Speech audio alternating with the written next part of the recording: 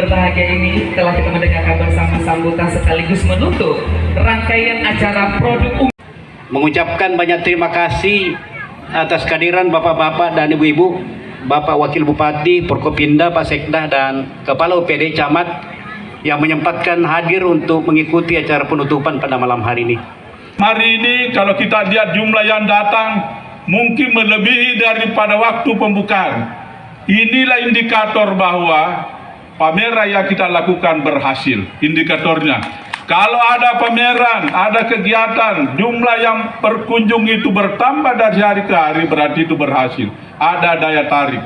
Kepada pemenang nanti saya menyampaikan selamat, tapi ingat, nanti produk-produk yang berkualitas insya Allah kita akan bawa ke Dubai untuk ikut pameran nanti, mewakili Sulawesi Selatan yang produknya berkualitas. Tentunya ini sudah dicatat oleh dinas terkait perdagangan perindustrian.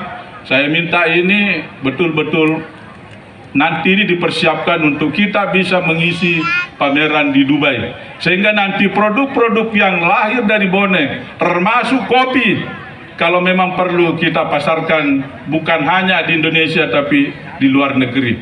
Itulah tujuannya kita melakukan ini. Produk unggulan UMKM Kabupaten Bone tahun 2022 dinyatakan ditutup.